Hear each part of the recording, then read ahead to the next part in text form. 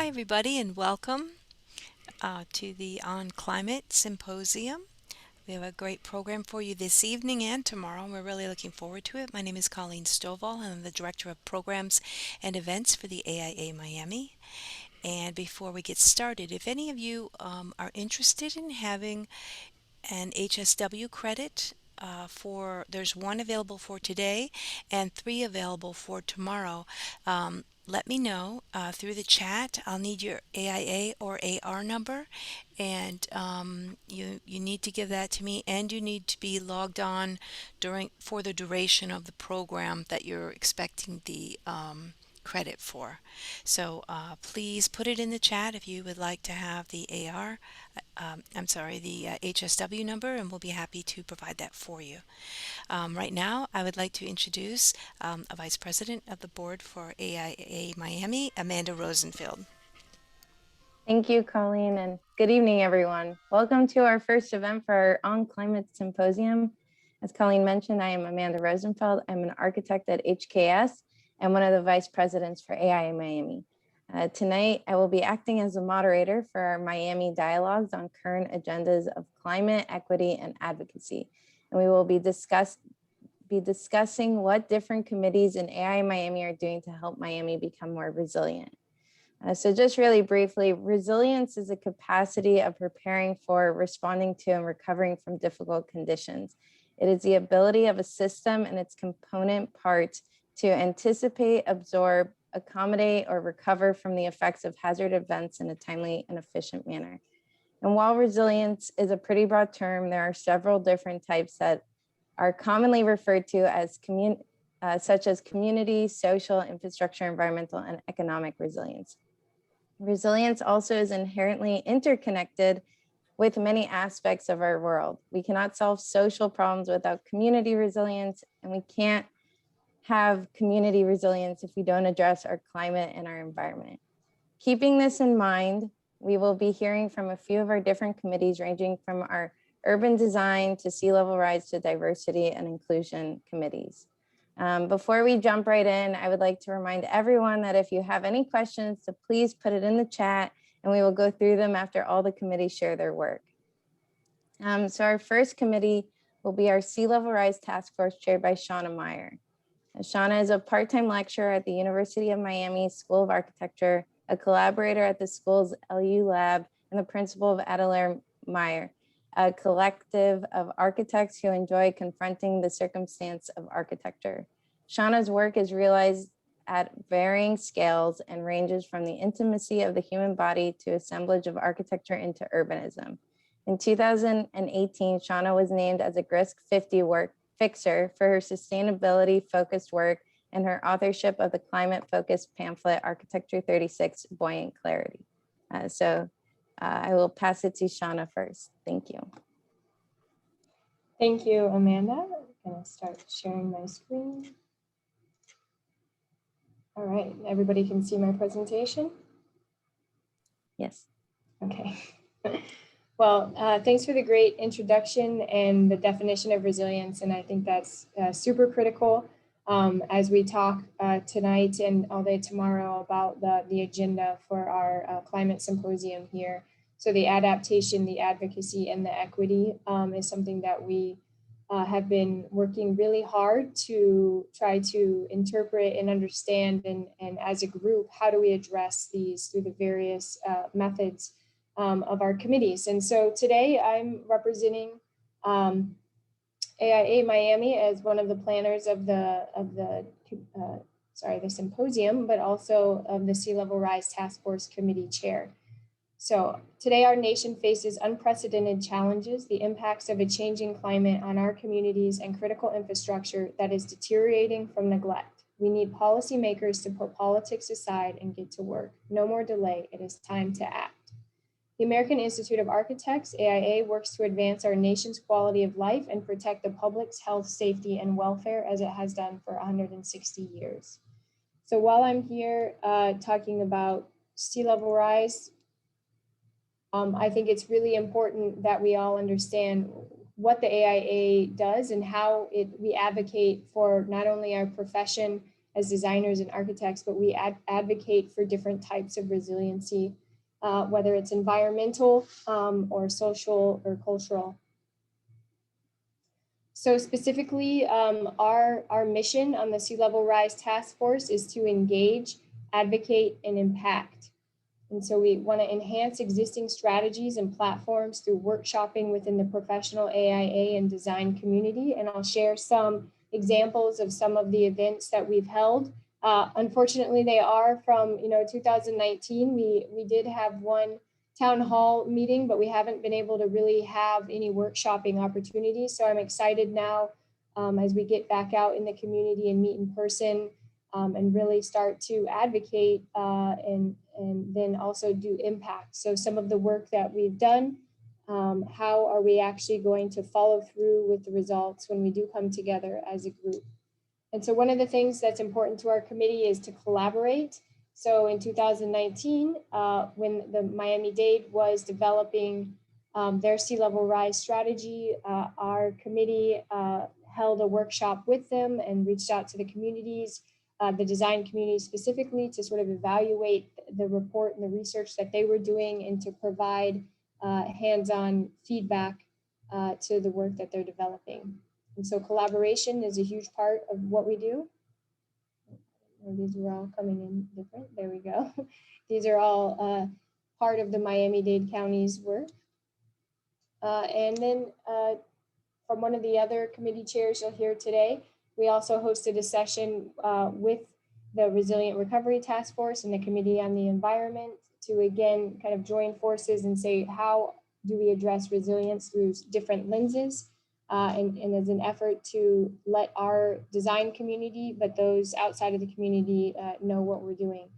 Another thing that we do, we had an exhibition at the AIA Miami space. So this was FIU students' work, and the exhibition was sponsored by Ginsler and FIU, but hosted by the Sea Level Rise Task Force. So not only did we have a big community there, reaching out with students as well.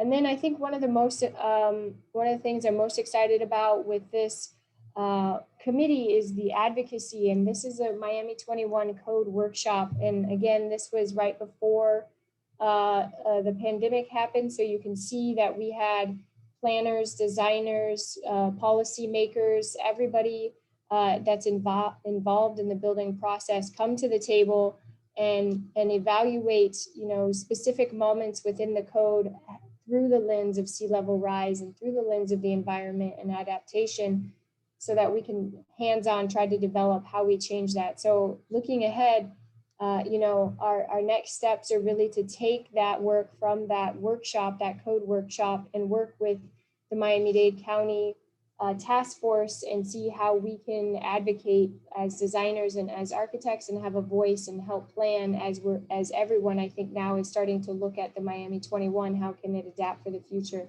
Also recruitment. So we're always looking for more people to participate, on the task force and help, share our mission and goals. And again, the modes of advocacy, it's really important that we get out there and talk about what we do as architects and then impact. We have some commitments that we wanted to happen in 2020, and now it's 2021 where we really actually want to see, okay, how can we actually impact a change in the code? How can we, from the workshops that we've hosted, how can we actually see a result and not just talk about it and not just plan about it? So I'm excited to be part of the Miami Dialogues and talk with the rest of my colleagues here on what we're doing locally. So that's what I'm sharing today. Thank you, Shauna. Our next committee chair is Nadine St. Louis. Nadine is a licensed architect registered in the states of New York and Florida. Her passion for architecture began at a very young age when she first visited Manhattan and was completely mesmerized. Nadine holds a Master's of Architecture from Florida International University and a Bachelor of Architecture degree from the New York Institute of Technology. She has had over 14 years of experience designing residential homes throughout Long Island from the award-winning office of Paul Russo Architects, PC and is now exploring commercial architecture under the leadership and guidance of the award-winning Office of VIA Design Studio. Nadine's passion for architecture, desire to make a difference, and determination to succeed are the driving force between every design decision she makes. No matter what it takes, she will get it done. In addition, she also serves as a vice president of the National Organization of Minority Architects of South Florida, and she is the chair of the AIA Miami Diversity and Inclusion Committee for the 2021 calendar year. So thank you, Nadine. Thank you, Amanda. Welcome, everyone. So today what I want to do is talk to you a little bit about what Diversity and Inclusion Committee is doing, what we've started to do, and what we're looking to do into the future. So I'm going to do that thing where I ask you if you can see my screen, so give me a second.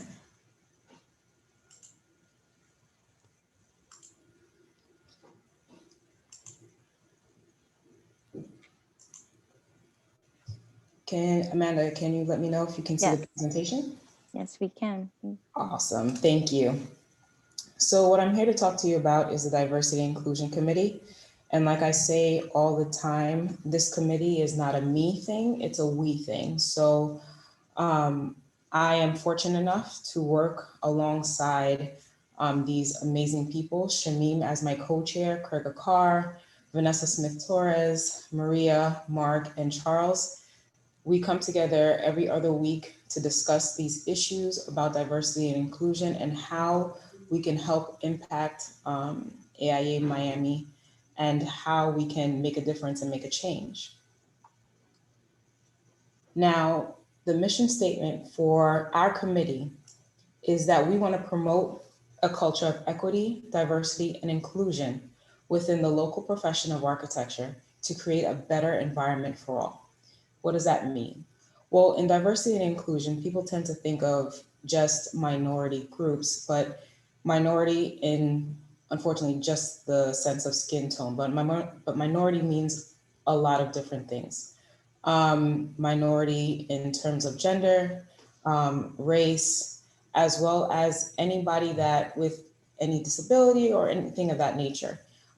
We really want diversity and inclusion to really be that. Every person that doesn't have a voice needs to have a voice. And our committee is here to make sure that that happens. Now, the importance of diversity and inclusion. We all need to know that once things are diverse, you bring different things to the table, different forms of ideas, experiences, backgrounds, skill sets. All of these things can help designs, they can help leadership, they can help improve the overall opinion of what's going on. So when you want to diversify a workforce or a skill set or even architecture, the field itself, you're making the field better by bringing all these different ideas together. Now, core values of diversity and inclusion is the JEDI term. Now, what JEDI means is justice, equity, diversity, and inclusion.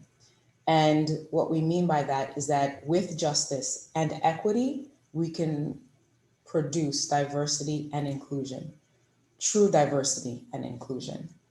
And I'll explain what I mean next. So in the coming times, with everything that has been going on, there has been this huge push behind diversity. You see diversity everywhere. Everybody claims that they are truly diverse. But are you? And I'll explain with this little cartoon. I found it on the internet, and I think it explains diversity and what we want to achieve quite clearly. People claim that they're diverse, just like the first image you see to your left. Just because you have different people there doesn't mean they equally, in the cartoon, can see what's going on in the playing field. In other words, they don't have equal access to the playing field. In reality, life is more like the picture to the right. The people that have a lot, and the people that don't have, really don't have. So just because different people are represented doesn't mean that everybody has an equal chance at the playing field or seeing the playing field. So then everybody thinks, okay, let's just make it equal. But equality doesn't necessarily help everyone. Everybody doesn't necessarily benefit from the same help that you give someone else. So if you look at the simple cartoon, everybody has an equal chance or an equal stand, but still everybody doesn't see. So then the true goal is equity. Give those that need more, and those that don't need as much less, so that you even the playing field and everybody can see.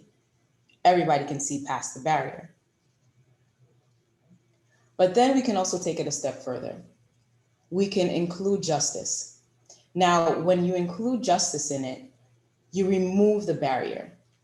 Our goal is to remove the barriers so that everybody, no matter what circumstance, has equal view of the playing field. Everybody has an equal shot. So again, I tell you this, at the very core of diversity and inclusion, we want justice and equity to equal diversity and inclusion. We want everybody to have an equal voice. We want everybody to have equal representation, and we want everybody to have an equal shot. As it applies to the architecture field, that is not always the case. The architecture field has largely been male dominated, and unfortunately has largely been Caucasian male dominated. Women are coming up, but we're still not at the point where we can say it's an equal playing field. If you look at this diagram to the left, you'll notice the blue is the lighter blue, for example, is a Caucasian male. And as you go through the architectural field, there are more of the light blue in the principal category or in leadership roles than you can see in darker blue, which would be minority males, or even orange and darker oranges, which would be Caucasian females and minority females. So to equal that playing field is what we are challenged to do in the architectural profession. But focusing on AIA Miami, we're here to try to help the youth understand that everybody has a voice and everybody can attain leadership, and show different firms that elevating minority people in your firm will help this cause and will show diversity and show different students or upcoming architects that you can do this. I say this a lot in my committee meetings and even in the presentations we give. If you can see it, you can be it. So if there's a young architectural student and they see someone that looks like them in a place of leadership and in a place of promotion, they understand, or they have a better sense that they can do that too. So it is our responsibility as architects to give them that picture, to give them that voice, and to help them understand that they can succeed as well. This is also more statistics that reiterate the same idea. We need to always understand that seeing is believing and seeing is achieving. If we can help the young generation of architects see what we can do, see that we're being diverse, see we're promoting people of minority areas, see that we're taking that initiative as architects, we show them that they can do that as well. They can achieve, they can attain, and they can go for the very best. Certain things that we have done and action items that we have taken into place as Diversity and Inclusion Committee is we've conducted a town hall. This past February, we had a town hall where we interviewed both large firms and small firms to talk about these issues, to talk about promotion and diversity within the work field and how we can make it better. And this is going to be an ongoing thing where we interview and look at different size firms, again, both large and small, so that you can understand how diversity affects both large firms and small firms. Now, looking forward to the future, what D&I is looking to do is, or Diversity and Inclusion Committee is looking to do, is include a website page or tab that's linked to the AIA Miami page, so that the Diversity and Inclusion Committee produces an area where it's a source of information. this website tab will include all of our past lectures, include future lectures. We'll post events, cultural events that are happening throughout the Miami area. We'll post minority firms. This website will just be a wealth of information so that people, if they're looking for a minority or they're looking for resources and anything to do with diversity and inclusion, you can access this website. And it'll be through the AIA Miami website, so it won't be anything complicated. It'll be a tab where, you click to the right or to the left, and depending on where they put the tab, and all the information is there for you.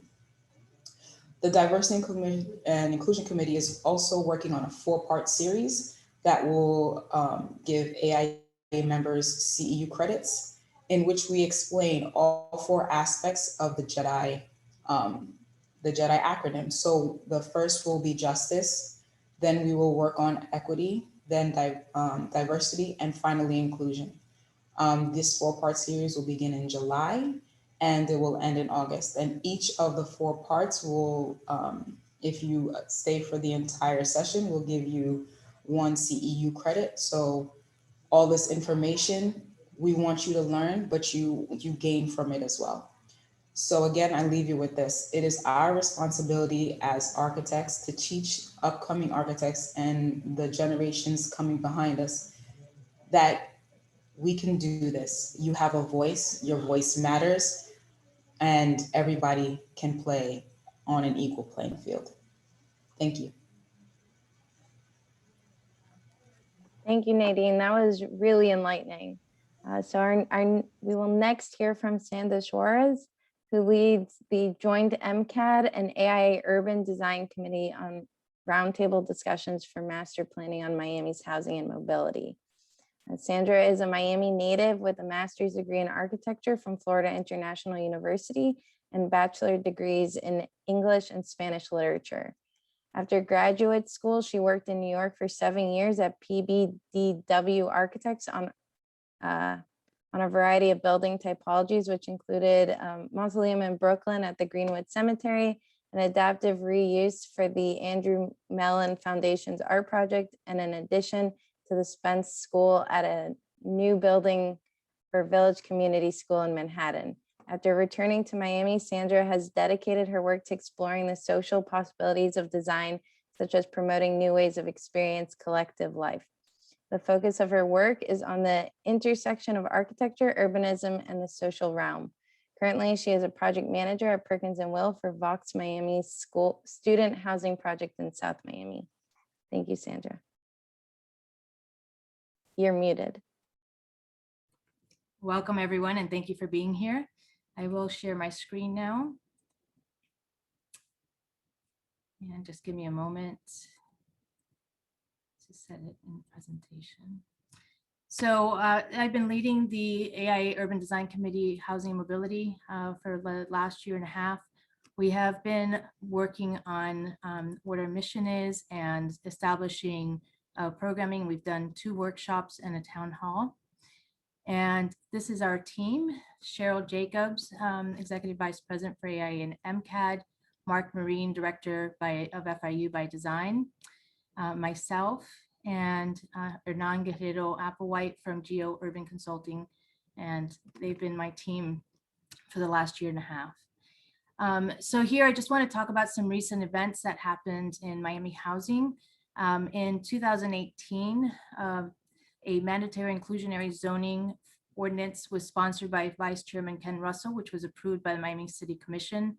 The ordinance mandated the inclusion of affordable housing in certain projects in the Omni CRA district.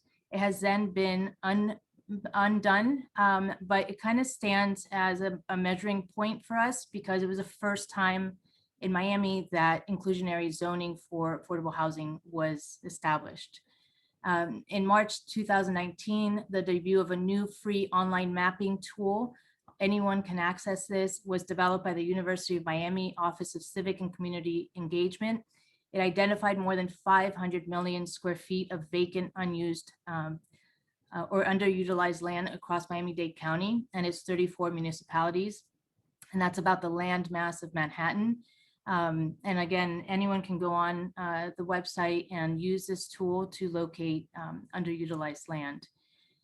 In April of 2019, the City of Miami District 2 launched its 6-month scooter pilot program, and we're kind of bringing it up because we're combining kind of the idea of housing and mobility, housing and transportation, as these two elements that make up 50% of the cost for a good portion of the population in Miami, and we're looking at how to reduce those costs. In November of 2019, podcast launch of There Goes the Neighborhood on the Stakes from WNYC Studios on the consequence of sea level rise on Miami's Little Haiti neighborhood, and those researching it, like Jesse Keenan from Harvard, as a case study for climate gentrification was launched. And it really kind of just took a look at what's happening there and what's happening now, really, because there's a lot of a real estate boom that's kind of going around Little Haiti and Liberty City, because their areas are higher in terms of sea level rise and higher land, I should say. And so there's a kind of a very investor type of interest in those two areas. In November 16, 2020, after nearly 5 hours of deliberation and public testimony, the Miami Affordable Housing Master Plan took another small step closer to fruition on that Friday, after the City of Miami commissioners voted 5-0 to accept the study's findings. And those studies findings kind of just for the City of Miami identified 10,000 units as something that was a reachable goal over the next 10 years to be able to tackle the issue of affordable housing in Miami. In March 11 of 2020, we launched the year-long series on housing and mobility, which included workshops and talks. And then the first one was launched December of 2020. We launched our first roundtable, and then we launched our second roundtable, I should say, I'm sorry, March and then December. And then this May, we launched our first town hall on housing and mobility. And so I'm going to go ahead and start just going over what we've done. Roundtable 1 was a conversation that was centered on considering how the cost of housing and transportation as a percentage of income affects affordability overall in a city with limited public mobility options.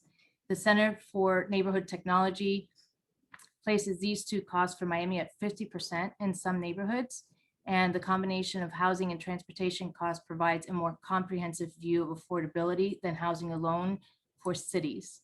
And so from that just one kind of, I guess, focus, the question for the group discussion was, how might we integrate and implement disruptive transportation models into a housing program to create a sustainable cost of living for Miami's working class neighborhoods? And so here's an image of, this is right before COVID, when we went into the lockdown, and we did this workshop with everyone. And anyway, it was very productive. And the big takeaway from this workshop was that we switched transportation-oriented development to mobility-oriented development to begin including micromobility in the conversation. Here's the second one, Roundtable 2. Our housing mobility workshop evolved based on our discussions with our planning group. The focus for this workshop was to brainstorm on ideas for Miami's urban plan for housing, 10,000 units for Miami-Dade County, not for the City of Miami.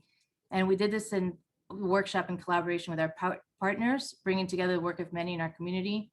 The workshop now was, in pandemic, during the pandemic. And so we used Zoom for the virtual meeting with 3 topics, 3 teams, and 3 breakout sessions, and each session had a topic with a question to jumpstart the conversation. We then used Miro, an online visual collaboration platform for teamwork. The 3 topics included scattered sites, mobility-oriented design, and policy. And so here's kind of the overall workshop work that we did and the collaboration that was done by the 3 teams and the 3 sessions. And this is just kind of some notes on the brainstorming session that took place. Sorry about that. Where some of the notes on here was to use micromobility as a link between rail systems and bus routes that may not be nearby. Walking shed needed to take into consideration level of comfort for pedestrians and other modes. ideas suggested for transportation, rideshare, Uber, slug lines. The slug line kind of became a big topic of conversation in terms of how to basically use community to get around. A fixed guideway technology along the North Corridor, which is already in progress. Better hubs for first mile, half mile. And this whole conversation was really about how to take affordable housing and, again, the idea of transportation and mobility, and begin to have these two talk to each other to, again, reduce costs for neighborhoods and not just look at housing as something that was separate from transportation.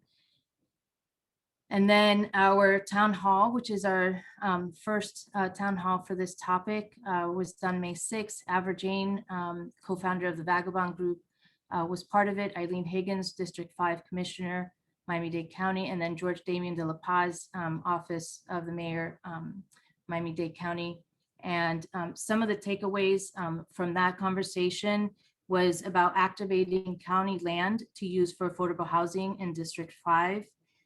There's about 50 acres of underutilized land that's been located, and it's being kind of, it's part of the 4,000 units that are in progress right now as part of the addressing affordable housing in District 5. And in October of 2019, and this is kind of all takeaways from the conversation, the county set an ambitious goal of having 10,000 affordable units basically in the pipeline, and they are in progress to get that done. But the bigger issue is not so much that they're having those 10,000 units in the pipeline, but it's not meeting demand. And so there's about 200,000 units that are now being looked at and trying to find how we answer that question over the next 10 years. And one of the takeaways from that was to begin looking at micro development in terms of auxiliary dwelling units, which are basically units that are on private property, to begin to address affordable housing. And so our next steps will be to continue this conversation and to continue to develop a master plan for housing and mobility. And we'll be having an exhibition soon to begin to have the public take a look at it and have feedback from them. Thank you. Thank you, Sandra. That is amazing work. Our next committee is our Women in Architecture Committee with the co-founder, Nati Soto.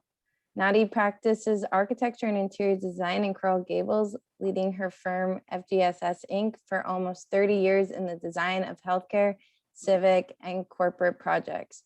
Along with being the co-founder of AIA Miami's Women in Architecture Committee, she is a founding board member and past president of MCAD and was the AIA Miami president in 2009.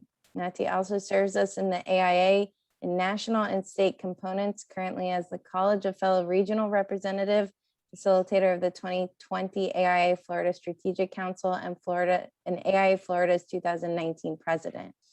She contributed to the AIA Nationals Culture Collective and the AIA Diversity Council and the AIA Women's Leadership Summit Planning Committees. These rich experiences have served to optimize her vision of a successful future of our profession and our contribution to society.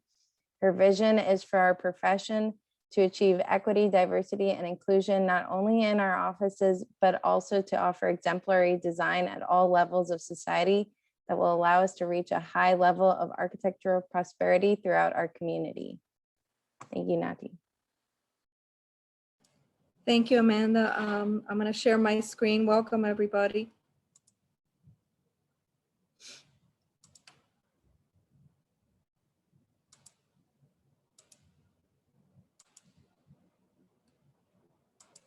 Can everyone see my screen? Yes. Okay. So I'm welcoming you all to join our Women in Architecture Committee. The committee was established in 2010, which is the year that Lourdes Solera went to the national conference and discovered that there was all this need to get women engaged in the profession, to find each other and support each other and establish a mission and a connection in Miami-Dade County. So we got together a group of us, and we established the committee in 2010, and we've been joined through the years with some amazing ladies, including Elizabeth Camargo, who's the current leadership summit chair, and Alina Cardet and Naomi Harrison also are part of our Women in Architecture Committee. The mission of the Women in Architecture Committee of AIA Miami is to increase the viability and visibility of women in architecture. The first women president of AIA Miami was in 1941. It took many, many years to 2004 for the second woman to be elected and to participate in leadership. So in 63 years, there were 2 women presidents of AIA Miami. However, we've made much progress since 2010, and before that, since 2004, when Lourdes Solera was president. In 17 years, we've had 7 women presidents of AIA Miami, and leadership is optimum to creating a visibility of women in our profession. So women presidents of Miami, 1941, Marion Manley, who happened to be the boss of the founder of my company, Ferguson Glasgow Schuster Soto. Jim Ferguson worked as her intern early in his career and learned a lot of stuff. And I always enjoyed hearing stories about her personally from him.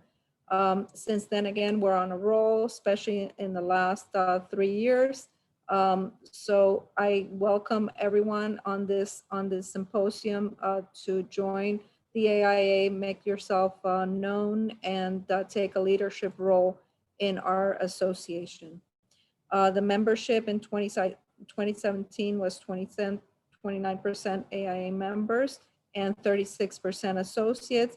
Right now, there's a predominance of associate members in the AIA, which is of great promise to our future architects that are coming in the profession for the exposure of women, as more than half of the students in architecture schools are women currently. So part of what we've been doing is spreading the message not only locally but throughout the nation, the U.S. I was fortunate to sit on the Diversity Council at AIA National, and where I went basically to gather information so that I could bring it home to AIA Miami. And I found that there was no such information available. So therefore, we at the AIA, we a committee, decided to put together a toolkit that everyone throughout the U.S. In every chapter could use. It has assisted groups of women and components in fostering environment in which we can succeed, and the programs and tools that are on that kit have been used throughout the U.S. Another thing that we're very proud of, because we do have programs throughout the years, at least 4 programs in the year, including the 8x8 by 2 program that's been around for about 10 years.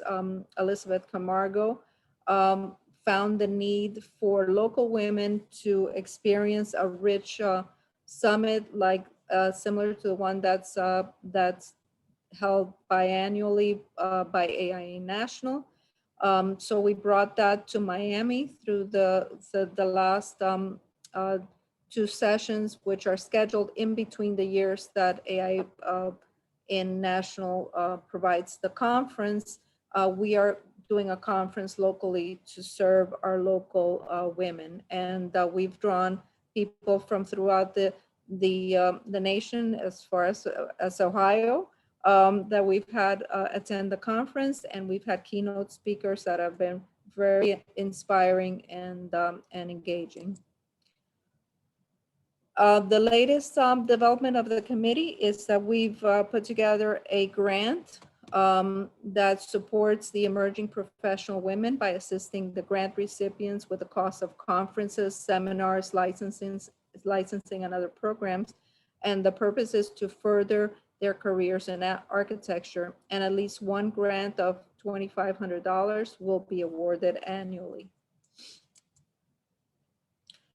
Network events throughout the years that include cocktails and connections, toolkit series, seminars, bias by design, networking events.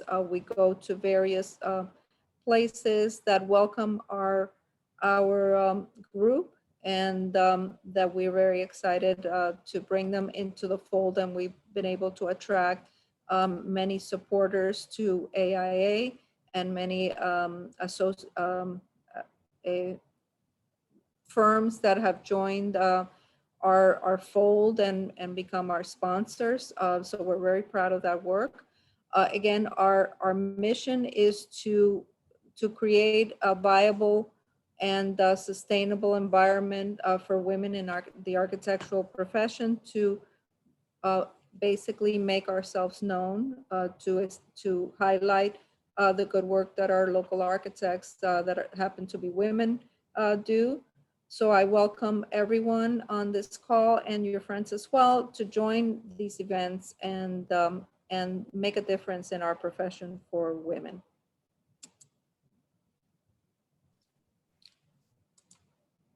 Thank you, Nati. This No, you're that was welcome. extremely inspirational as a young woman architect. And finally, we will be hearing from our Resilience and Adaptation Committee, started by Elizabeth Camargo. So after graduating in architecture and planning in her native Brazil, Elizabeth relocated to the United States to pursue her graduate studies. She obtained her master's degree from the Massachusetts Institute of Technology and Architectural Science with a focus on environmental design. Since then, Elizabeth has worked in several national renowned architecture firms in New York, Los Angeles, and Miami. In 2004, she founded EC Architecture and Design, a service-oriented boutique-style firm in Miami Beach. Elizabeth has been an adjunct professor at the Florida International University School of Architecture and also has served as a juror in multiple studio reviews in FIU and University of Miami School of Architecture. She's been serving on the AIA Miami Board of Directors since 2014 in several capacities, from director to president, and for the past year as state director. She has been strongly involved with the AIA Miami Women in Architecture Committee since its inception, chairing the first regional AIA Miami Women's Leadership Summit, the Wave of Change in 2018, as well as leading the efforts for the virtual leadership summit, Riding the Wave 2020. She has also created the Resilience Recovery Task Force after Hurricane Irma to implement a disaster assistance program as per the guidelines of AIA National. In 2018, she received the AIA Miami Architect of the Year Award, and in 2019, she was awarded a presidential citation from AIA Florida and the H. Samuel Cruz Silver Medal from AIA Miami. Welcome, Elizabeth. Thank you. Thank you, Amanda, for the introduction. So as Amanda just said, my name is Elizabeth Camargo. I'm the current chair of the Resilience and Adaptation Committee. And also with me, I have Jessie Rittenhouse.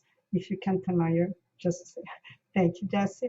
So we have a couple more members in our committee. And I would like to, I'll share with you a little bit of what we have been doing and where we are now. So give me a second, I'll share my screen with you.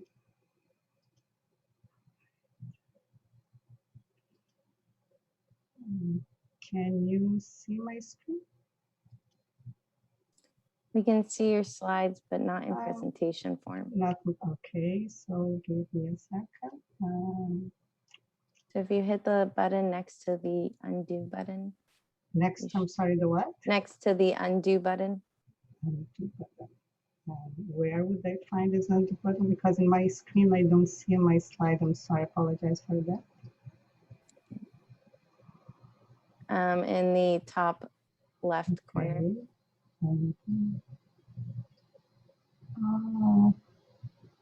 Top left. I don't see any of the buttons. I'm so sorry, Amanda. Maybe stop sharing and then try one more time. Okay, sorry about I knew that wouldn't work very well. I had the premonition. Okay, so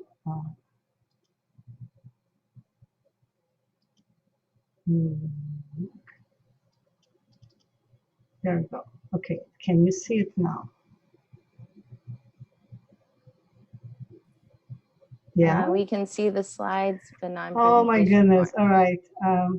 Yeah, you- if you click on the I- from beginning, Yeah. you have that you were just about to click it. If you put your cursor back on Okay. the, go up a little bit higher, there's a little button that says from beginning, Yeah. right? A little little bit higher. higher. A little higher. Higher, where? Just click There, start. just Yeah, click. yeah, click Oh, it. all right. Okay, There you go. sorry. Oh, There I'm you so go. sorry. Okay. You got it. I must be nervous, I guess. Sorry about that. Okay, so I would like to start.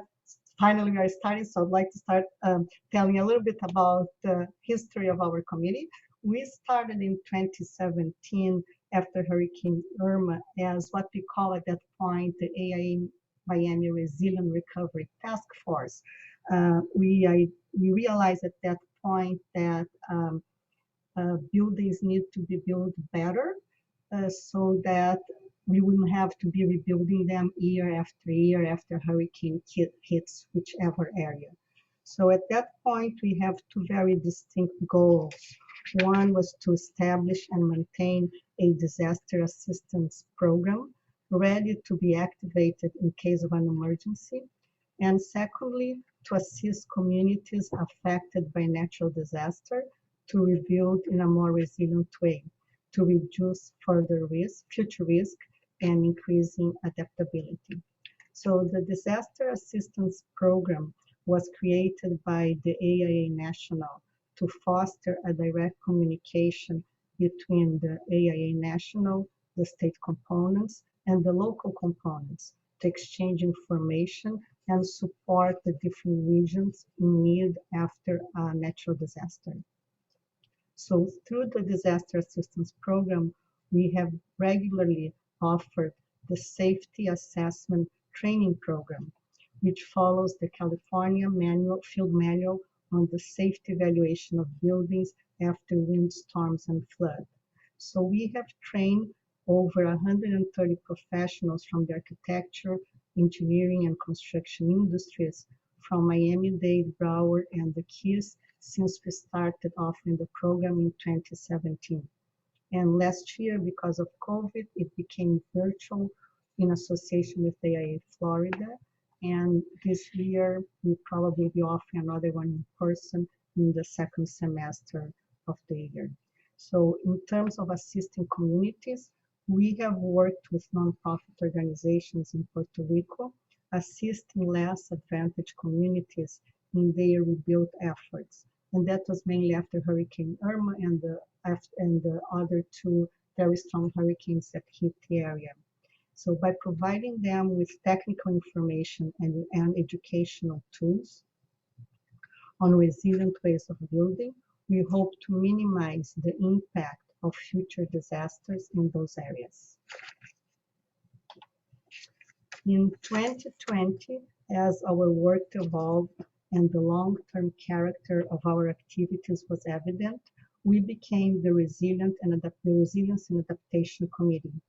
We realigned our course and revised our mission. So as of now, our plan is to continuing the engagement through disaster assistance program, and also engage AIA members on resilience-related matters, to assist Miami-Dade County Emergency Management Office in their disaster relief efforts. We are building a stronger relationship with the Miami-Dade County and trying to offer our services as architects in evaluating buildings after a hurricane hits. And we're also assisting communities affected by natural disasters to rebuild in a more resilient way, to reduce risk and increase adaptability. And as for information, our third mission, our plan is to disseminate information on resilient building best practices. So as of for engage, the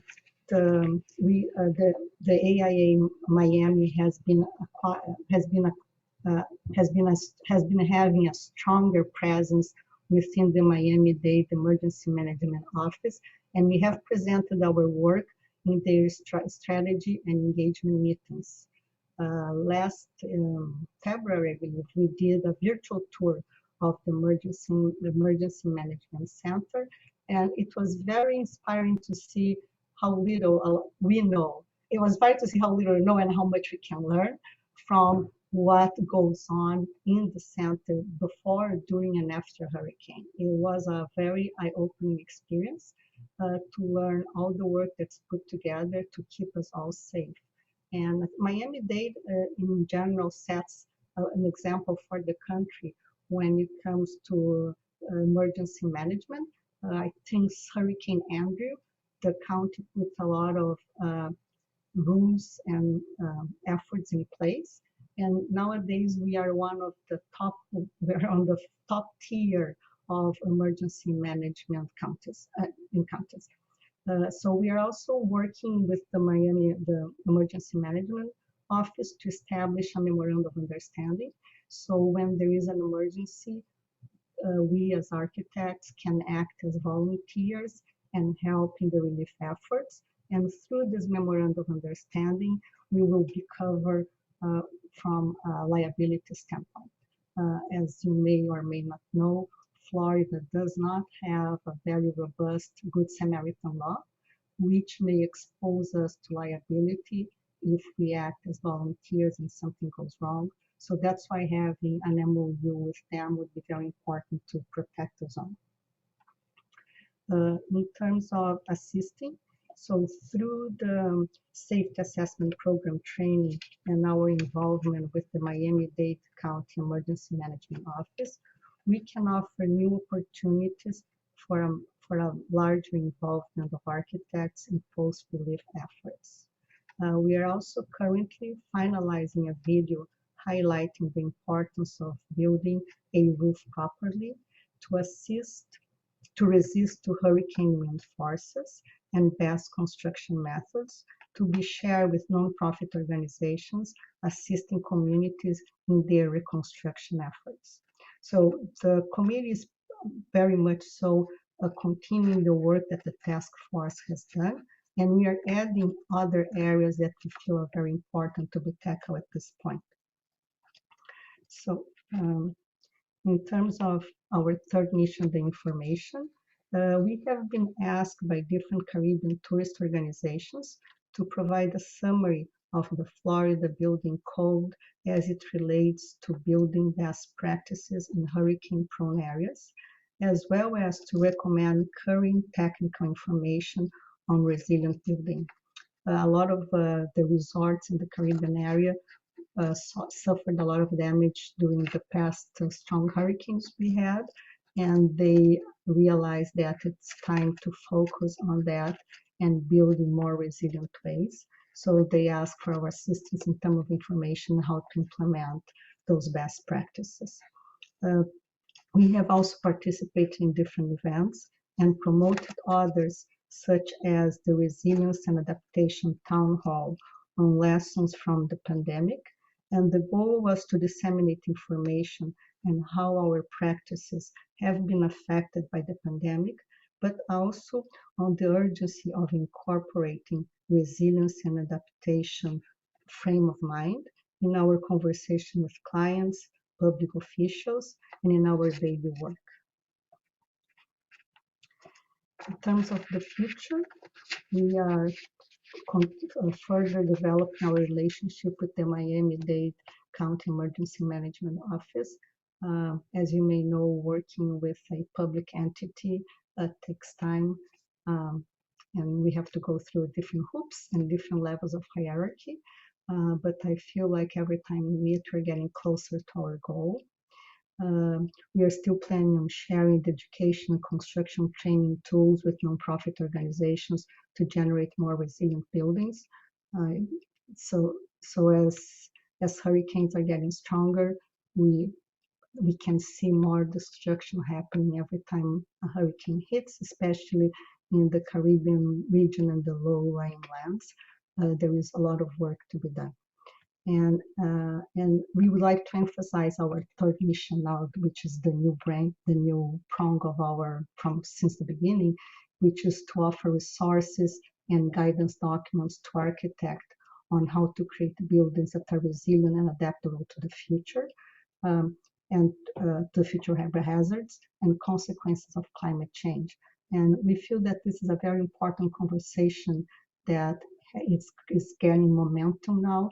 And it's crucial that we continue talking about it and share as much information as possible to emphasize how important it is for us as architects.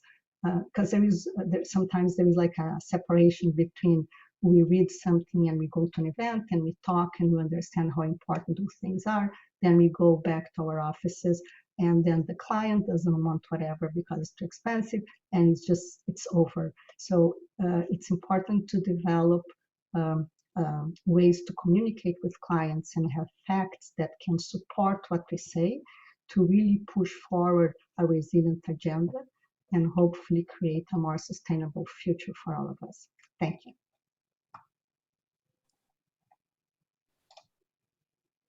Thank you, Elizabeth, and all of the other committee chairs. It's wonderful to see all the different things you and AIA Miami are doing for the community. So I will first ask if each of the panelists can turn on their videos so that we can have a little session of Q&A. And I'd like to remind everyone that if you have any questions, so please put them in the chat.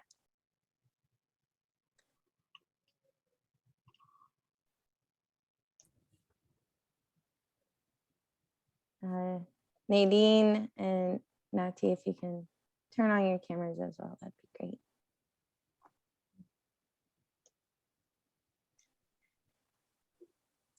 great. So our first question is, how do we incorporate the topics discussed during the symposium into the community? And we will begin with Sandra. So is that a question for me? Yes. Well, I mean, more, I think collaboration among the civic leaders is very helpful. We've actually gotten a lot done in those conversations and in those workshops.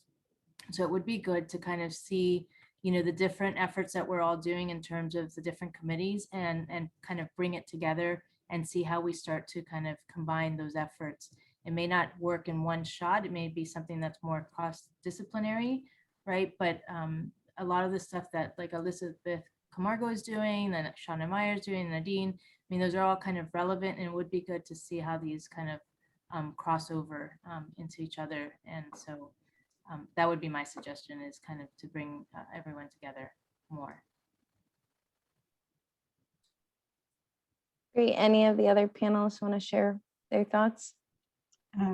Yeah, I definitely, to piggyback off what Sandra said, definitely coming together and having more discussions, I think, is the most important thing, because until we speak about things, until we talk about things, nothing's going to get done. So discussion will lead to action. So I think coming together, meeting with the appropriate, whether it be Congress members or sending the right emails, things of that nature, but definitely coming together and then putting that towards action will definitely get more results. Yes, and I just would like to add that, especially in terms of the resilience, and we're talking about environmental and building resilience, it's very important that we as architects become more civic-minded and participate in your local committees or design review boards or zoning meetings or public hearings, and express your voice and our opinion. Because I think that's one way that we can push forward our agenda a little faster. Yeah, I just want to say that I have found today's discussion so far just incredibly enlightening to see what everybody else is doing, in our community, because we all can't be involved in every committee. But for me, I've just learned tons about, everybody's initiatives. And I think we should, as a group, maybe plan to get together and to share our progress and have more collaborative efforts across the committees. Because I think that would be really, really exciting. I think that's a great point, Shauna, and I think it's important because there are some areas that overlap and how we can grow off of each other and just share more information across all different levels. So that actually goes into my next question, which are, why are you a supporter and a volunteer leader in your committee for AIA Miami, and what motivates you? And we will start with Shauna. Excuse me. Well, I moved to Miami almost 3 years ago. So I moved here from Boston, and I was in Minneapolis before that. And I was always involved in the AIA there. Minneapolis, I was there for 9 years. So I really knew a lot of people. But when I came to Miami, I was introduced to the world of academia here at the University of Miami, but I didn't know any professionals. And so I just really wanted to be involved in the AIA to meet other professionals and to build a network, in terms of how can we advocate for our profession. And then specifically with the sea level rise, my husband, who's also an architect, we chose to move to Miami specifically because of the dynamic conditions that exist here. And I truly believe that it's a global capital in terms of looking to the future. So historically, I did a lot of research and writing on the Delta, the Mississippi Delta, and Louisiana and New Orleans and different rural areas there. And there's a lot of lessons that I think Miami can learn. But I feel very happy about where we're at here, where we haven't, bathtubed ourselves in, we haven't made certain decisions yet. And so I feel like we can, while we have to anticipate the sea level rise in our environment constantly changing and water and ground shifting, I think we're well positioned to make smart choices and to be leaders in terms of how we think about water and how we live with water, to borrow from, Miami Beach. So yeah, I guess the AIA for me is a way to advocate and to, take some of that research that's maybe highly projective or imaginative and apply it, in real life conditions and influence the actual built environment.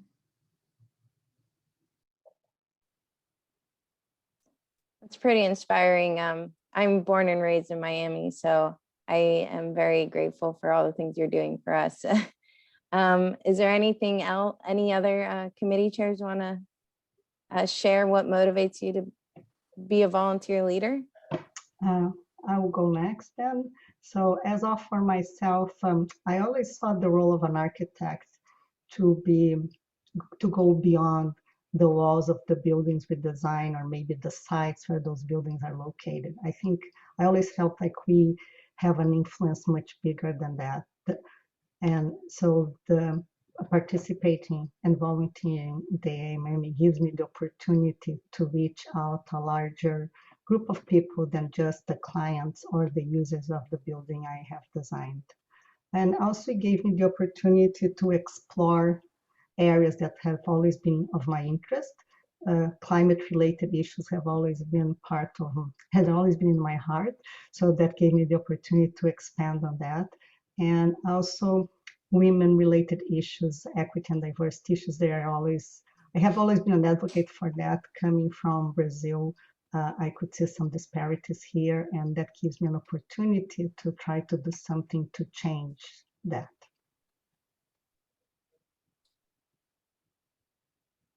Well, Elizabeth, to just jump off what you're saying, for myself, it wasn't really to become a leader in the committee that I chose. It really didn't have to do too much with climate per se, but it goes back to a lot of what I say all the time. What you see you can be, right? But growing up in an architecture school, I didn't see anyone that looked like me. I didn't see anyone that I could relate to. Um, Being female in general, going back to school several years ago, and I may age myself, there wasn't that many female architect teachers. So I make it a point in NOMA and in diversity and inclusion to make sure that I am seen, not for any prestige for myself, but more so for the younger architects coming up. If you can see what I've achieved, understand that you can do it too, and understand that you can do it better. I'm by no means the capstone of what you can achieve. I want anyone who's coming up that's younger, minority, female, anything. Um, I want what I have done to be your catapult to go forward and go even further. So to be part of the Diversity and Inclusion Committee is something that is special to my heart, only because it's something that I didn't have growing up in this field. I think it's necessary. And I want to make sure that architects coming up, they have what I didn't. Really inspirational, Nadine. Sandra, anything to share? Sure. I decided to kind of to lead this committee really on a dare. I just was talking to a series of leaders in the office about, what to do kind of outside of the office and how to do outreach and really kind of what was the kind of, in a sense, what was the impulse going on in the office that they thought we weren't still meeting. And housing was the kind of theme that came up, and it came up for all of us. And when I talked to Cheryl, she was like, yes, I also want to do housing. And it was a kind of a little bit of serendipity and kind of these leaders all wanting to tackle the issue of housing.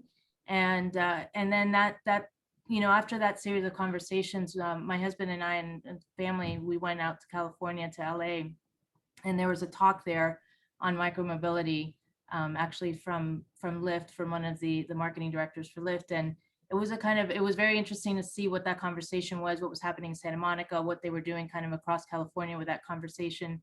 And when we started kind of looking into it more and looking into this whole idea of housing and transportation, we started to see that there was a kind of theme about these two components going together and how they were kind of related and affecting each other. And in those conversations, the idea for housing and mobility kind of took off. But we really, my own kind of, I guess, impulse for it was really trying to do something bigger than what we do at the office in a lot of ways, which is mostly kind of serving private clients and really trying to, use architecture the way we kind of idealize it in some ways, to go beyond just what we do per building, but looking at it at the urban scale and really to see how we improve the urban condition for Miami. And that is in many ways a dream that I've always had, to really imagine Miami as something that is better than what it is right now, but that it's always reaching for and striving for a place that's thriving, not just for professionals, but really for everyone that lives in the city. And that's really the kind of I guess the motivation that we have behind our efforts is really to improve the condition, the urban condition for Miami in general. And that's really where we're going with this. And we're having a lot of fun, I have to say. It's been very interesting, and it's been a lot of great conversations. So. And thank you, Sandra.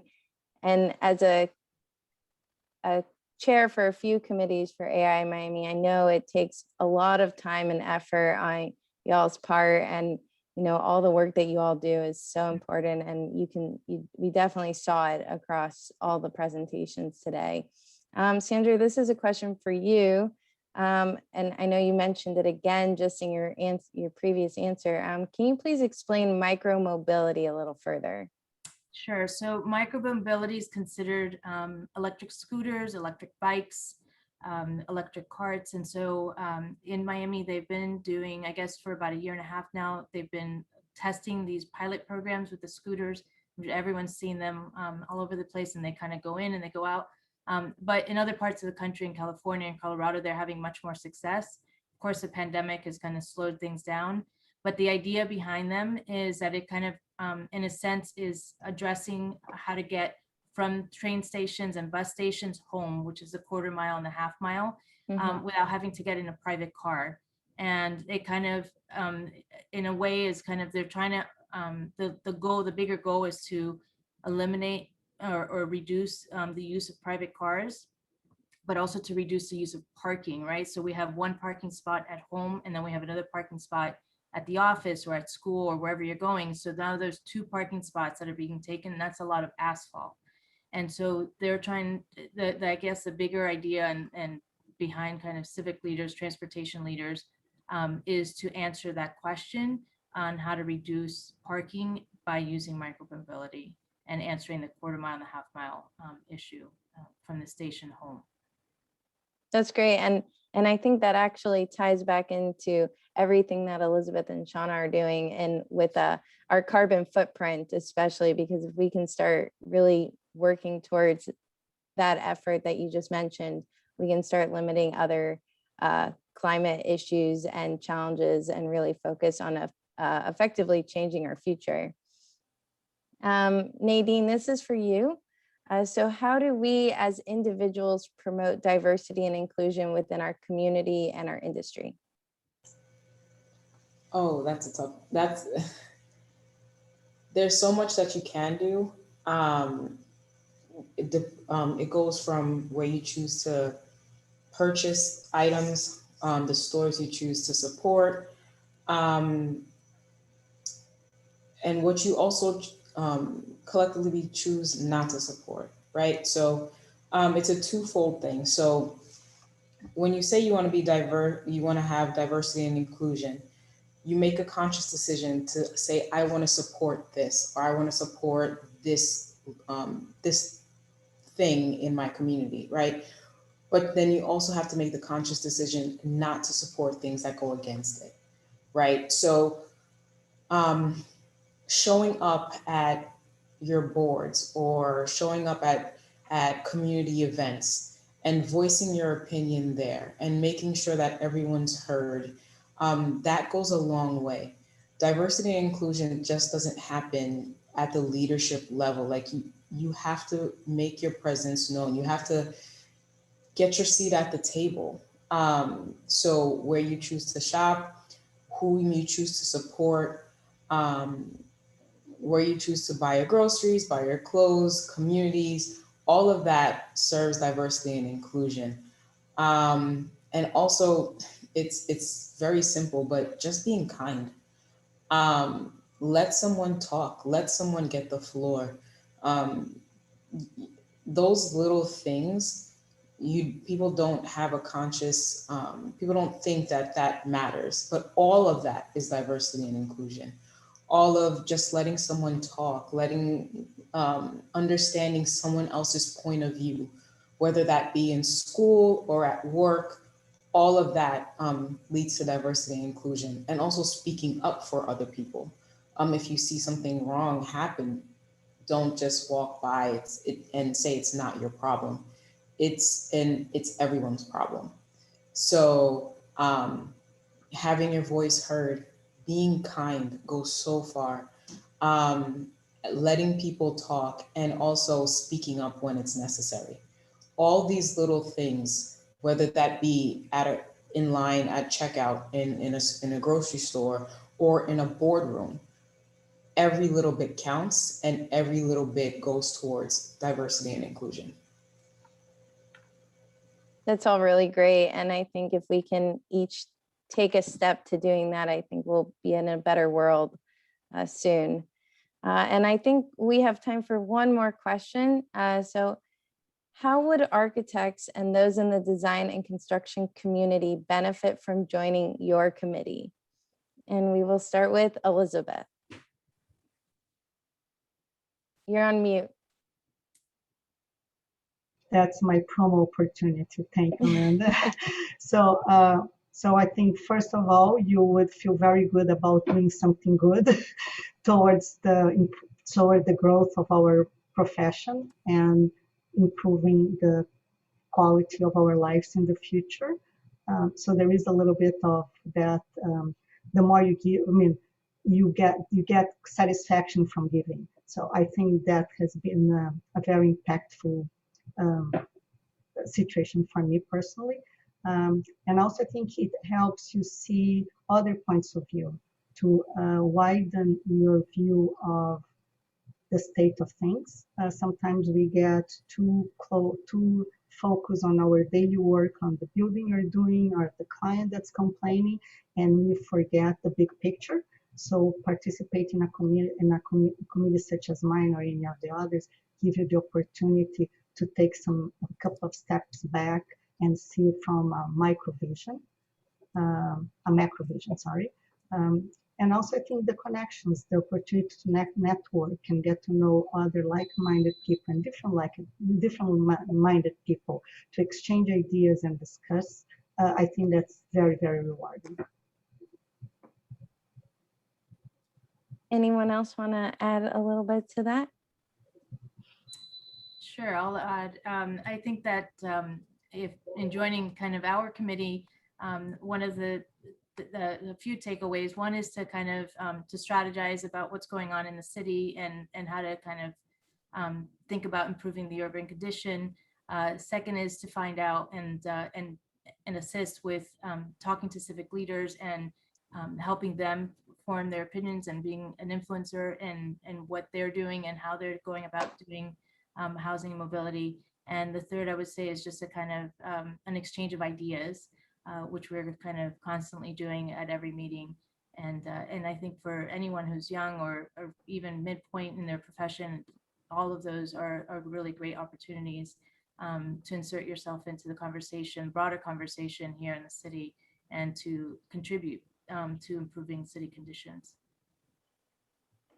I'm going to add one quick thought, and then I have to run and take my dog out. She's starting to whine, so sorry. I hope she doesn't interrupt while I'm talking. But I want to say every sort of ditto on everything that Elizabeth and Sandra said, and even what Nadine said about sticking up. I think for me, a huge part of this is advocacy and really learning to have a voice and having a voice, you know, in our profession and then beyond our profession.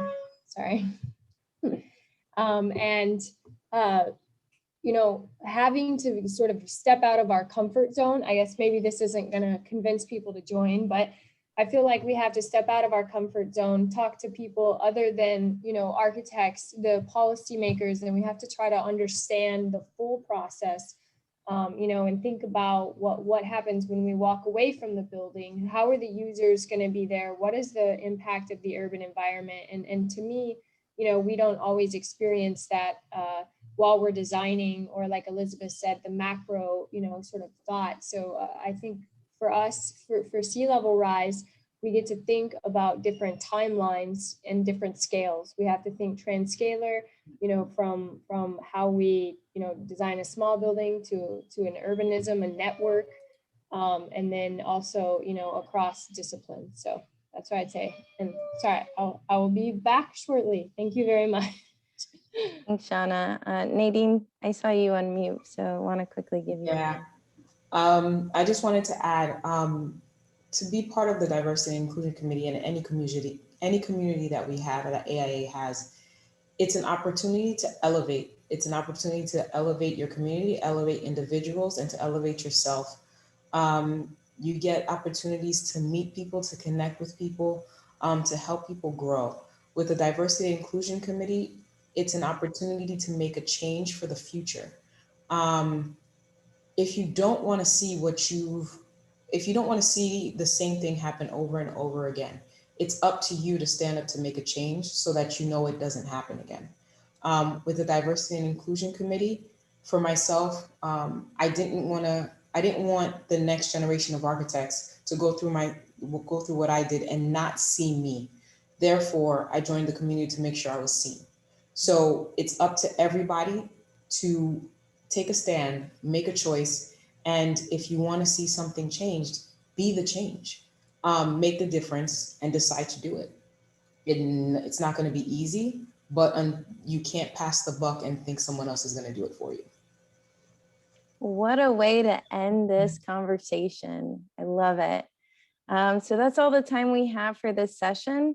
And I want to give a huge thank you to our sponsors for all their support. So Advanced Green Technologies, Canon Design, Woodworks, floodproofing.com, Advanced Roofing, and the Spinnaker Group. And I want to thank all of you for joining and listening into what our committees are doing for the community. Please stay on the line as we look forward to our first keynote speaker, the Honorable Daniella Levine Cava, Mayor of Miami-Dade County, starting at 6:30 p.m. So thank you, everyone. Thank you, Amanda. Thank you, Amanda.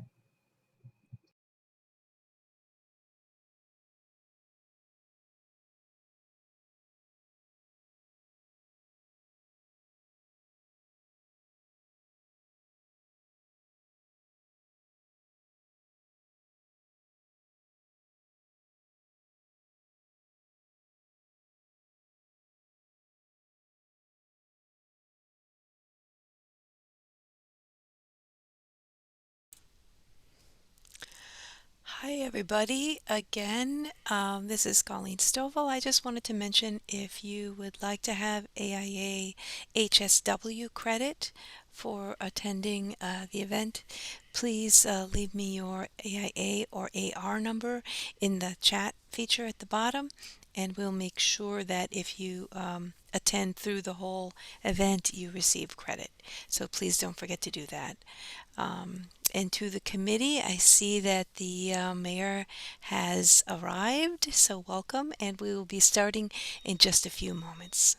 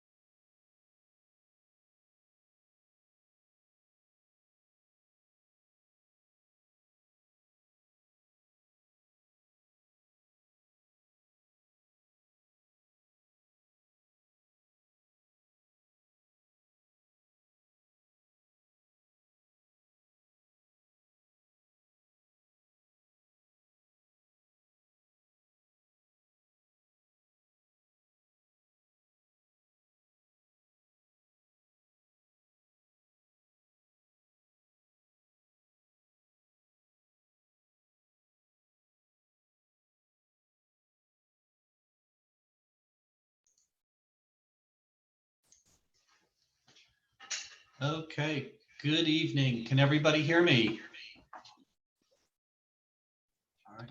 We'd like to thank everybody for staying here for the keynote speaker. And on behalf of AIA Miami, my name is Robert Graboski. I am the current AIA Miami Chapter President for 2021. So welcome and thank you for being here. I'd like to introduce our current mayor, Daniella Levine Cava, who was elected Miami-Dade County's first ever woman mayor in November 2020. She enters the mayor's office following a nearly 40-year career as a relentless advocate for South Florida families and public service and elected leadership. As Miami-Dade County's mayor, she oversees a metropolitan government with more than 28,000 employees, serving nearly 3 million residents, managing an annual budget of approximately $9 billion. A social worker, lawyer, and community activist, she was first elected in 2014 and re-elected in 2018 to serve as the Miami-Dade County Commissioner representing District 8. For her unwavering efforts to protect and restore the Everglades, she received the Public Service Award from the Everglades Coalition during their 35th annual conference on January 10th, 2020 in Captiva. The Public Service Award was established in 1995 to honor James D. Webb, former Assistant Secretary of Fish, Wildlife, and Parks at the U.S. Department of Interior under President Carter. And through her work with the Everglades restoration, she is known to many as the Water Warrior. For many years, she has actively engaged and advocated to ensure that projects focusing on the Southern Glades in Miami-Dade County, part of the comprehensive Everglades restoration plan, move forward towards completion through the C-11 Speeder Canal and Biscayne Bay coastal wetlands. In 1996, Mayor Levine Cava founded the Catalyst Miami to help low and middle income families through service, education, and advocacy. Catalyst helps approximately 5,000 people each year to become more self-efficient and civically engaged, in which helps people to coach on how to write to your elected officials and how to speak up in government meetings. She is the immediate past chair of the South Florida Regional Planning Council and served as a member from 2015 to 2020. She has served on the Florida Bar Committee on Legal Needs of Children, the boards of League of Women Voters, the Orange Bowl Foundation, the North Dade Medical Foundation, South Florida Health Information Initiative, and several other national boards. She's won numerous awards in various organizations, including the Commission on Ethics, Red Cross, American Society for Public Administration, ACLU, National Council for Jewish Women, and among others. So my pleasure on behalf of the AIA Miami to introduce Mayor Daniella Levine Cava. Welcome. Thank you. Thank you so much, Robert. That was a very long introduction. I appreciate it very much. And I'm looking forward to being virtually part of your important conversation tonight.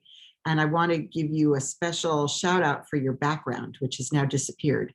But obviously there is flooding happening in city streets. I do not know where the picture is from, but it could be any of us. So there you go.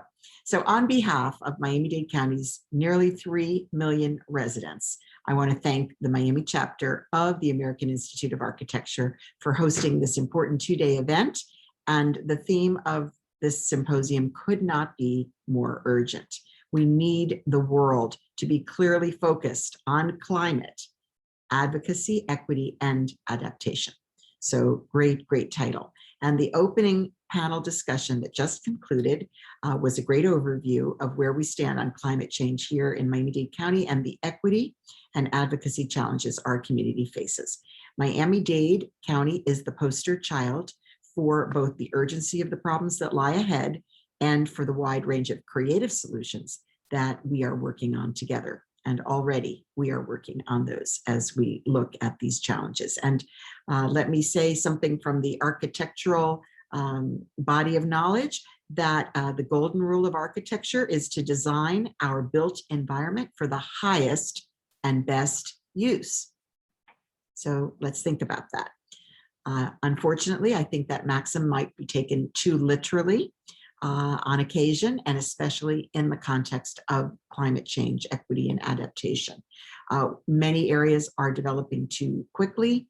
They are maybe focused on short-term gains over long-term survivability and sustainability. So when buildings are designed for their maximum height allowances, that maximizes profits. They may be built on a tight time frame for a quick return on investment, and sometimes in as little as 18 months. So our understanding of climate change and its impact is improving each and every day, and it becomes more and more apparent that we need to follow design principles and create public policies that focus not so much on the short term, but on the long term co-benefits for all of the people living in these spaces. Outstanding architecture, exceptional urban design, and wise city planning are as much about public health and well-being as they are about engineering and financial profit. So I know those of you who are participating well understand those trade-offs. For the long-term health of our community, I am challenging all architects, all designers, all urban planners to join us at this conference to think about how these fundamental principles of public policy and safety can really change the trajectory of our community and our world. The work that you all do matters so much. You bring so much to the table, and you are a critical part of the solution. For those of you who are government officials participating, today is an opportunity to reflect on the policies that will help us to remain focused on our climate, advocacy, equity, and adaptation, to have the long-term, not the short-term view. And so when we're developing plans, we need to always ask ourselves, how do we work together to leave our built environment in better shape than how we found it? What changes must occur in our business as usual attitude to build a more sound and equitable foundation so that our children and our grandchildren in the decades to come can continue to enjoy this beautiful paradise that we call home, and all of our communities, but especially here in Ground Zero. So designers, architects, and urban planners, we know you cannot do it alone. Government must step up to the plate, and that is a big part of why I ran to be mayor and why I'm so grateful to be able to serve, so that I can bring government to work together with those of you who are in the creative space to make sure that we get it right. And for starters, we must be aware that the long-standing inequities exist, and we must confront them head on. And for that reason, I outlined in my first State of the County address the 4 E's that are the pillars of my administration. These are E for economy, E for environment, E for engagement, because we can't do it alone, and E for equity. Equity must be at the foundation of everything that we do. And I am proud that we've been taking some important steps forward already to make this a priority within county government. My administration created the first ever county office of equity and inclusion, and it's seated within our innovation and performance division. We're working every single day to ensure that our residents across the community can have those economic opportunities that have been outside their reach, and that we're reforming county practices so that we can uproot the systemic inequality that has persisted across our institutions. We have to be active, we have to be persistent, we have to have equity front and center of our work. And we need to look at the intersections of equity, not just with economic growth and development, but also with the environmental impacts of inequality.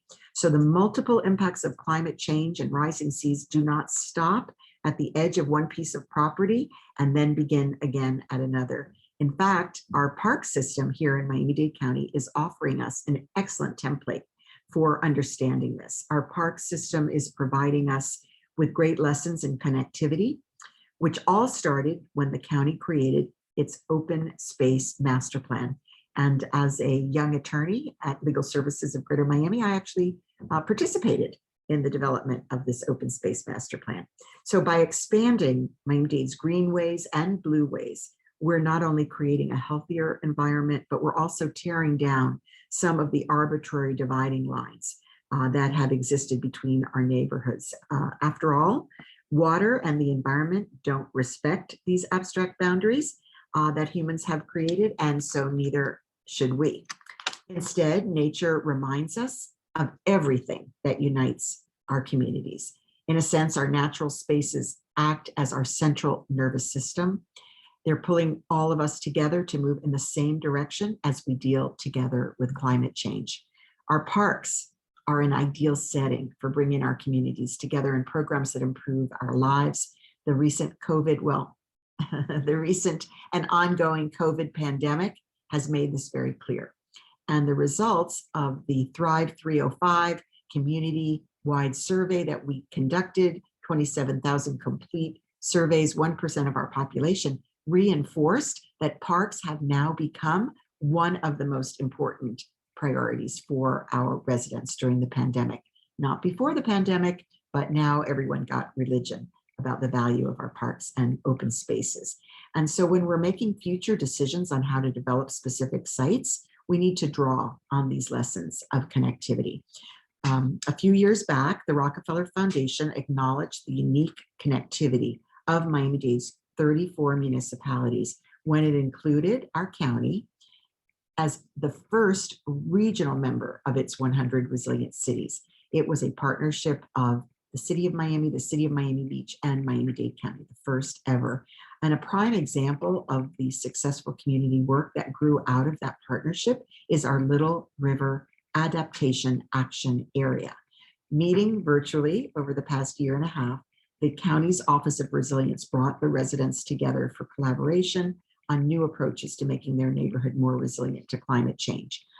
Another huge step forward in our adaptation planning was the launch of the county's sea level rise strategy that I'm so proud happened during my administration in February. It's a design-oriented master plan for living more effectively with water. We launched it by the side of the canal, Little River, and manatees were waiting for the gates to open. It was a joyful occasion. I also got to appoint the county's first ever Chief Bay Officer in January. Irela Bagay is our water princess. I'm the water warrior, and she is an essential part of the team. She's been working on these issues, I think, her entire life. And together we've launched the Biscayne Bay Report Card, the first ever in Miami-Dade, to track the health of the unique ecosystem that not only inspires us, but is also a driving force for our local economy. Without a clean bay, we will not survive. So those initiatives will help us as we mitigate the impacts of climate change and the impact on our waters, but we also need to mitigate the impacts on land. And that is why the county also created the first ever Heat Health Task Force and first ever Chief Heat Officer, none other than Jane Gilbert, and supported by our local health expert, Dr. Cheryl Holder, who is not only an expert on resilience, but also equity. Thank you to both of those great leaders for leading the way on our heat mitigation strategies. And the task force is developing a comprehensive heat plan with initiatives such as the installation of shade structures at bus stops, which shamefully are missing in this incredible tropical climate, the incorporation of cool pavements and cool roofs, the expansion of successful longstanding programs that we already have in Miami-Dade County, such as the Adopt a Tree and Million Trees Miami, led by our Parks Department and Gabriela Lopez. And so when we're creating our urban plans and our architectural blueprints, we need to take into account the fact that extreme heat more acutely affects the elderly, babies, children, and pregnant women. Their bodies all are going to have a much tougher time adapting to these high temperatures. And we simply have to design our world better to cope with these climate changes. For our part, the county has committed to expanding our tree canopies all over Miami-Dade County to achieve 30% coverage by 2030. This is so critically important and necessary, especially right here in Miami-Dade County. So designers, architects, city planners, please keep this in mind when you're drafting plans for your next projects. Leave room in the sidewalks for those tree roots to take hold and the trunks to grow large and strong. And please don't just put them on the upper stories of the buildings. We need them on the ground. For our county's expansion of the tree canopy, we're prioritizing planting in areas where urban heat islands can be identified that has the most detrimental impact on our residents. And our county's Office of Emergency Management, under the leadership of Director Frank Rollison, is working with community stakeholders to identify centralized cooling centers. So we'll not just prepare for hurricanes and hurricane shelters, but we'll be preparing for heat shelters or cooling centers. These will be our new resilience hubs, and people will be able to go there to escape the heat and cool off in the event of inevitable power outages from storms. We're finding new funding sources such as the $1.1 million grant that the Arched Rock Foundation recently received. That will help us to design and develop these resilience hubs and keep our residents cool during these waves of extreme heat. And we're also developing better tools so that we can understand and address these heat risks. A great development at the University of Miami has been the launch in December of a new resilience tool for their Miami Affordability Project. This is known as MAP, and it's a high-tech open access research tool that literally will map every imaginable community permutation for climate change, from our affordable housing and mixed income levels to our transit system and urban heat islands. Also at the University of Miami, we have brilliant minds working to bring about equity and advocacy through an innovative hyper-local project called High-Low. This advocacy and equity project helps us to see climate change on a small scale level, at the neighborhood level, neighborhood by neighborhood. High-Low, stay tuned for more. And other local academic institutions are making great strides forwards as well. FIU School of Architecture and other departments there are helping Miami Beach to envision its future designs for 2070. We are planning for 2070. Both UM and FIU are working together to help one of our county's smallest and most sea rise vulnerable communities to create new mangrove areas. We know the importance of natural barriers as well, mangroves, and they'll be using innovative honeycomb-like structures to improve the habitat's survival. They're called sea hives, and I had the opportunity to watch them in action at the Rosenstiel School, and they are actually at work in a project in North Bay Village. So this is worth tracking. Be on the lookout for how this develops and helps mitigate storm and flood risks. Miami-Dade College is also playing a critical role in preparing students for these new green jobs with programs in solar and renewable energies. Be sure to include solar panels in your design plans. We're going to be giving extra credit for solar and electric charging infrastructure. So Miami-Dade is truly on the cutting edge of so many of these challenges already, but we aim not just to respond, we must lead the way in the country and worldwide with new best practices that will help us adapt while we're also encouraging advocacy and promoting equity along the way. So in closing, I want to once again thank the Miami chapter of the American Institute of Architects. This is not my first appearance with this wonderful group, and I hope it will not be my last, focusing this year on this important topic, advocacy, equity, and adaptation. And so as you reflect on what you're learning during this conference, we want you to continue sharing your ideas with us in Miami-Dade County so we can learn together. Our county's Office of Resilience is holding virtual meetings every Wednesday evening in June for public feedback on the draft of our new climate action strategy. It focuses on mitigation, and it won't be final until we hear from you. So please join us. And within the Office of the Mayor, our Chief Resilience Officer, Jim Murley, is leading the way, along with our new Chief Heat Officer, Jane Gilbert. So let them know your thoughts on how we can build back together stronger than ever. Thanks for your teamwork. Thanks for your leadership. And I look forward to collaborating in the years ahead. And let me turn the floor back to our moderator, Shauna Meyer. All right, thank you so much, Mayor Cava. That was incredibly informing and inspiring and amazing to hear. I know that you're on a tight schedule. Do you have a couple minutes for questions? Yes. Yes, yes. The first one I wanted to ask, you know, as maybe architects and designers, we're constantly trying to innovate and within, you know, our profession and to do better and not just accept things how you are. So as you engage and implement your 4 pillars and work towards a resilient 305, you have the opportunity to work with a range of talented teams and knowledge networks. So how do you encourage innovation within your teams and within policymaking? I love that question. Thank you, Shauna. I have had a great time building my office and creating the Office of Innovation and Performance, creating the Office of Equity and Inclusion, bringing in a bunch of creative millennials and people who really want to help us think outside the box, and then just being in regular contact with the people that are on the cutting edge of innovation. Just yesterday, I had the opportunity to speak at the CoMotion conference. I thought really I had stepped into the next century. Did you know that there are flying motorcycles? Did you know that you could take a course in submarine navigation, dives, and go to Bermuda? Honestly, and there's electric cars that are going to be going over 300 miles per hour. And I didn't get to test drive, but I got to sit in one.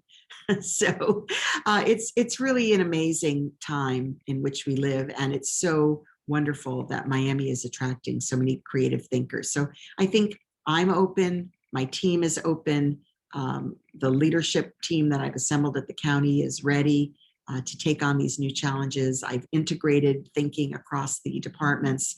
We have a no wrong door strategy for everybody to learn from each other. And we're just going to keep doing whatever we can to stay at the forefront. Awesome, great. I'm still learning from you. I did not know there were flying motorcycles, so that's also very exciting. All right, I have a couple more questions cooked up, but I'm going to put those on hold. We have a couple coming in from the audience. So the county is doing so much, and congratulations on the sea level rise strategy and the climate action plan that is under development.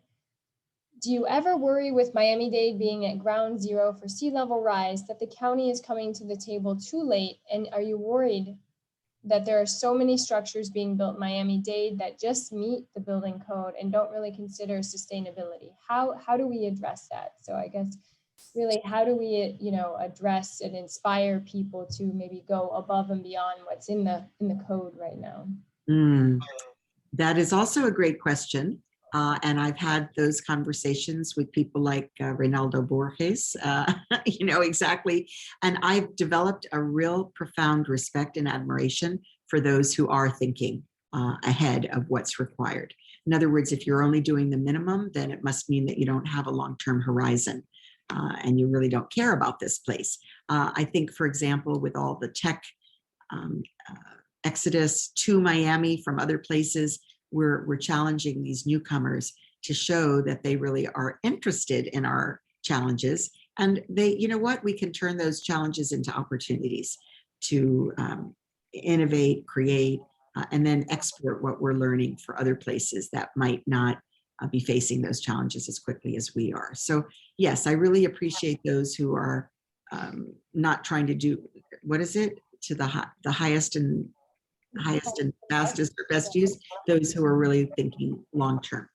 Right, agreed. So lead by example, and that plays perfectly into my next question. So as architects, you know, looking for pathways to advocate for Southern Florida and Miami-Dade, you know, where do you need the most help, and how do you think we would best plug into your process? You know, like if we were going to pick up the phone and call someone tomorrow and say, how can I help you?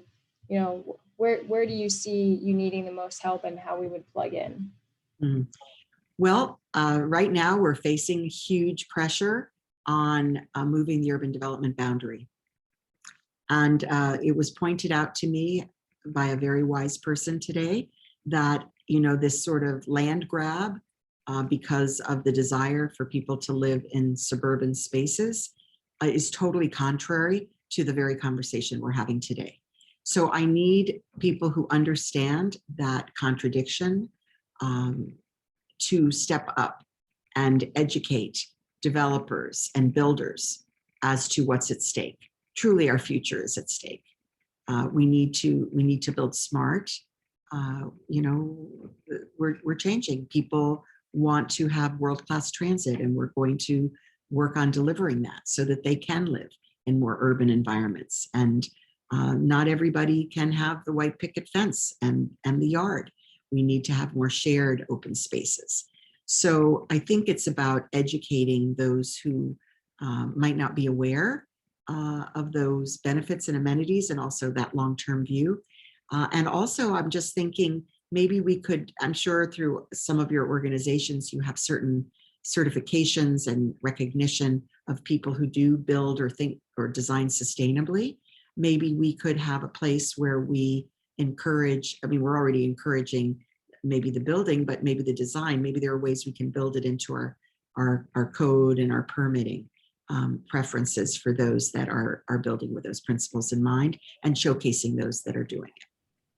Yeah, I think that's a great idea. And many times, you know, especially as a professor, we have conversations with students, you know, future young architects, they don't understand that how do we influence really the built environment. And often it's hard for, you know, us to speak up and say, well, we shouldn't do that when our clients are the ones, you know, with the money or making the decisions. But, you know, so I think that I really like the idea of the two-way street, you know, like how can we help you, but how could you empower us more to, you know, help build the vision and have, you know, maybe a seat at the table, you know, with the larger voice. And I really, really love the centralized cooling centers and the new resilience hubs that you talked about, and just, you know, understanding about, you know, urban tree canopy.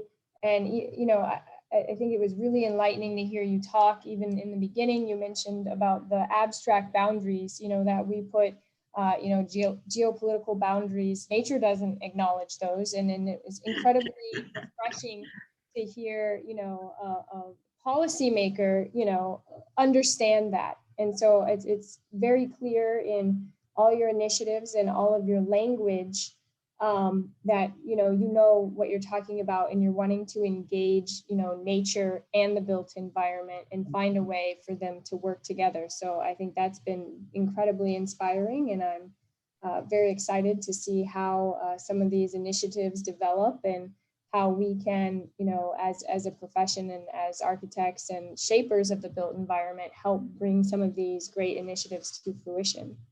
Thank you so much, Sean. I appreciate that very much. There is one last question here, if you have time, and then we really appreciate you being gracious with your time. So Mayor Cava, oh, go ahead. It sounds outlandish to many that suburban sprawl is economically unsustainable. What do you suggest we do to bring this to the forefront so more people can better understand the facts of this matter? Wow. Yeah. Well, I need your help to explain that. You know, obviously, we're also working on things like carbon reduction and things that will make our environment more sustainable from a sea level rise and so on, storm perspective. But, you know, I'll start with water. Our drinking supply comes from the Everglades. The Everglades comes from, the water comes from the aquifer that's under Everglades. Our agriculture is our buffer to keep that, that area unpolluted. As we get rid of our agricultural lands and just do development, even now there's a push for a commercial development space that's creating havoc for the safety of our drinking supply. You know, I think people have to kind of look at it not from an individual, but from a collective perspective. And how do we preserve those common elements like our drinking water? So that's what I would say. I think, again, that's a great answer. And again, really appreciate your presentation and all the initiatives and your support by being here with us this evening and helping us open up our symposium. And we look forward to the talks tomorrow. So Thank you so very much. Appreciate all of you. Keep you. on designing. Thank you. So to those of you that are still on, thank you for joining us this evening. That concludes sort of our opening this evening, and tomorrow we have a full day of talks and another keynote speaker. So I hope you can join us again at 10 a.m. Tomorrow morning. Thank you.